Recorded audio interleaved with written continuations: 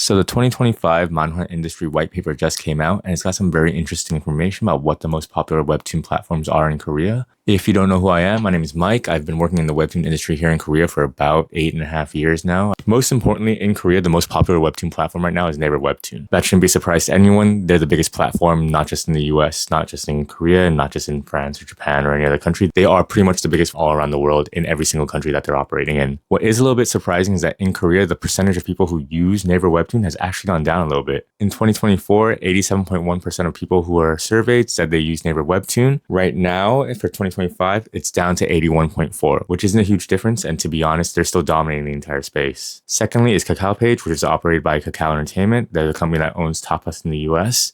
They are currently at 44%, with 37.6% being last year's usage, so they're definitely going up. And now what's kind of interesting in Korea is that Naver and Kakao actually operate two platforms each. Naver runs Naver Webtoon and Naver Series, while Kakao runs Kakao Webtoon and Kakao Page being their main platform. Now, the third platform that isn't Naver and isn't Kakao that people like to read webtoons on is actually not another webtoon platform. It's actually Instagram. So last time in 2024, Instagram made up for about 20.9%. Now, this year in 2025, it's 23.9%, which shows that the number of people who are reading webtoons on Instagram in Korea is actually increasing fairly quickly. Behind Instagram, you have Lezhin, which is at 10.1%. Last year, they were at 9.5%. So that is an increase, but they're not increasing as quickly as Instagram is as a webtoon platform. Another platform that's grown a fair amount since last year is a platform called Posttype, and they've been around for a while. They're very much an independent, almost Substack style platform here in Korea. It does seem like this niche kind of smaller platform is growing more in Korea.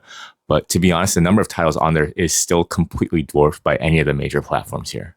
And there's a lot of context here that I can't go into in a short video like this. That Lezhin only has about 10% of the market share in this case, but they actually publish more original work than a lot of the other publishers, like Kakao Entertainment having massive rumors about sell-offs last year and a lot of uncertainty about what's going to happen to the webtoon division. And even amongst all that, apparently their user base has grown significantly. But one of the biggest trends that we're starting to see, and one thing that no one can really deny, is that the rise of Posttype and Instagram as webtoon platforms that a lot of artists and creators are starting to use, and now that readers are starting to flock to as well, does kind of show that there is a market that's expanding and growing outside of the more traditional platforms at a time when we've actually seen a lot more Korean platforms shutting down. We'll see how this all works out, but if you're interested in hearing more about the webtoon industry here in Korea and maybe seeing how that applies and affects other markets outside of Korea, please feel free to subscribe. If you're interested in this kind of stuff, make sure to check out my Substack. You can always follow me, look at my Substack, and read some of the stuff that I write about. Until next time, I'll see you guys later. Bye.